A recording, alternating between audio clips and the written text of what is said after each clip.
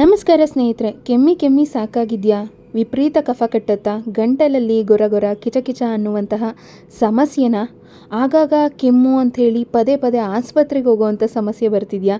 ಆಗಿದ್ರೆ ಇವತ್ತಿನ ವಿಡಿಯೋದಲ್ಲಿ ತೋರಿಸೋವಂಥ ಈ ಒಂದು ಮನೆಮದ್ದನ್ನು ಸಣ್ಣ ಮಕ್ಕಳಿಂದ ಹಿಡಿದು ದೊಡ್ಡವ್ರವರೆಗೂ ಕೂಡ ಬಳಸಬಹುದು. ತುಂಬಾ ಸೇಫಾಗಿರುತ್ತೆ ಮತ್ತು ರಿಸಲ್ಟ್ ಕೂಡ ತುಂಬಾ ಚೆನ್ನಾಗಿ ಸಿಗುತ್ತೆ. ಈ ಮನೆಮದ್ದನ್ನು ಮಾಡೋದಕ್ಕೆ ಬೇಕಾಗಿರುವಂಥ ಪದಾರ್ಥಗಳು, ಮೊದಲನೇದಾಗಿ ಒಣಶುಂಠಿ. ಇದು ಒಂದು 10 ತುಂಡುಗಳಿದ್ರೆ ಸಾಕು.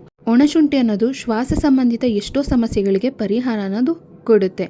ಎರಡನೇದಾಗಿ 1 ಸ್ಪೂನ್ ಆಗುವಷ್ಟು ಕರಿಮೆಣಸು.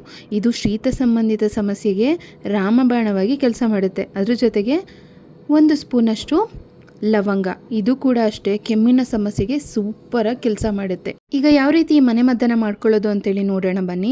ಒಂದು ಬಾಣಲೆಯನ್ನು ಕಾಯೋದಕ್ಕೆ ಅಂತೇಳಿಟ್ಟು ಕಾದ ನಂತರ ಈ ಒಣಶುಂಠಿಯ ತುಂಡುಗಳನ್ನು ಹಾಕಿ ಒಂದು ಸ್ವಲ್ಪ ಹೊತ್ತು ಇದನ್ನು ಹುರ್ಕೋಬೇಕಾಗುತ್ತೆ. ನೋಡಿ, ಇದನ್ನು ಮುಟ್ಟಿದ್ರೆ ಒಂದು ರೀತಿಯ ಬಿಸಿ ನೋಡಿ ಹಾಗೆ ಸುಡಬೇಕು, ಅಷ್ಟು ಹುರ್ಕೊಂಡ್ರೆ ಸಾಕು. ಇವಾಗ ಲವಂಗ ಮತ್ತು ಮೆಣಸು ಇದನ್ನು ಒಂದು ಸ್ವಲ್ಪ ಹೊತ್ತು ಸಾಕು, ಒಂದು ಮೀಡಿಯಮ್ ಫ್ಲೇಮಲ್ಲಿ ಇಟ್ಕೊಂಡು ಫ್ರೈ ಮಾಡ್ಕೋಬೋದು. ತಕ್ಷಣ ಇದನ್ನು ಆರಿಸ್ಕೋಬೇಕು. ಚಿಟಪಟ ಅನ್ನೋಕ್ಕೆ ಶುರು ಆಗುತ್ತಲ್ಲ, ಆವಾಗ ಸ್ಟವನ್ನು ಆಫ್ ಮಾಡಿಕೊಂಡ್ರೆ ಆಯಿತು, ಹುರ್ಕೊಂಡಿದ್ದಾಯಿತು. ಈಗ ಒಣಶುಂಠಿಯನ್ನು ಹೀಗೆ ಜಾರಿಗೆ ಹಾಕೋಕ್ಕಾಗಲ್ವಲ್ಲ, ಸೊ ಹಾಗಾಗಿ ಒಣಶುಂಠಿ, ಲವಂಗ, ಮೆಣಸು ಇದು ಮೂರನ್ನು ಹುರ್ಕೊಂಡಿದ್ದಾಗಿದೆ. ಬಟ್ ಒಣಶುಂಠಿಯನ್ನು ಒಂದು ಈ ರೀತಿ ಕುಟಾಣಿಗೆ ತಗೊಂಡು ಸ್ವಲ್ಪ ಇದನ್ನು ಕುಟ್ಕೋಬೇಕಾಗುತ್ತೆ. ತರಿಯಾಗಿ ಎರಡೆರಡೆ ಹಾಕ್ಕೊಂಡು ಕುಟ್ಕೋಬೇಕು. ನೋಡಿ, ಇವಾಗ ಈ ರೀತಿ ತೋರಿಸ್ತಿದ್ದೀನಲ್ಲ, ಈ ಪ್ರಮಾಣದಲ್ಲಿ ಈ ರೀತಿ ತರಿ ಆದರೆ ಸಾಕು. ಇವಾಗ ನಾನು ಎಲ್ಲ ಒಣಶುಂಠಿಯನ್ನು ಈ ರೀತಿ ಕುಟ್ಕೊಂಡಿದ್ದೀನಿ. ಇವಾಗ ನೆಕ್ಸ್ಟ್ ಒಂದು ಪ್ರೋಸೆಸ್ ಬಂದು ಒಂದು ಮಿಕ್ಸಿ ಜಾರನ್ನ ತೊಗೋಬೇಕಾಗುತ್ತೆ. ಮಿಕ್ಸಿ ಜಾರಿಗೆ ಕುಟ್ಕೊಂಡಿರೋಂಥ ಒಣಶುಂಠಿಯನ್ನು ಹಾಕ್ಕೊಳ್ತಾ ಇದ್ದೀನಿ.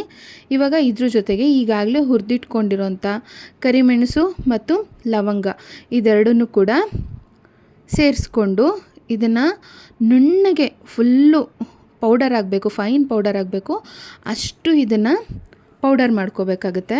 ನೋಡಿ, ಇವಾಗ ಇದನ್ನು ಗ್ರೈಂಡ್ ಮಾಡ್ಕೊಂಡಿದ್ದೀನಿ. ಫೈನಲಾಗಿ ಈ ಥರ ಪೌಡರನ್ನು ತಯಾರಿಸ್ಕೊಂಡಿದ್ದೀನಿ.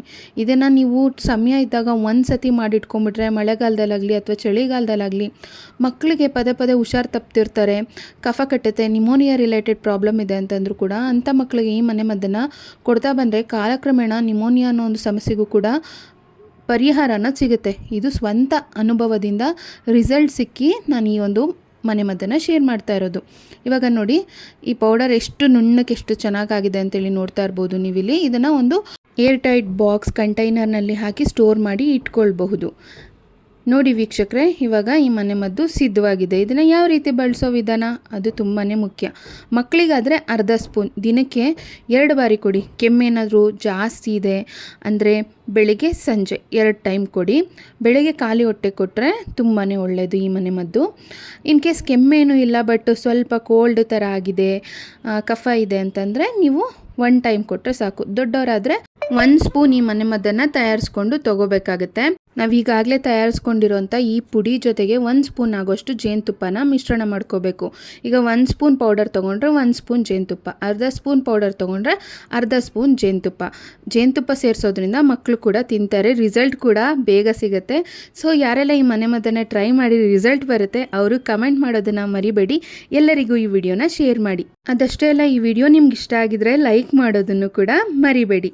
ಎಲ್ಲರಿಗೂ ಧನ್ಯವಾದಗಳು.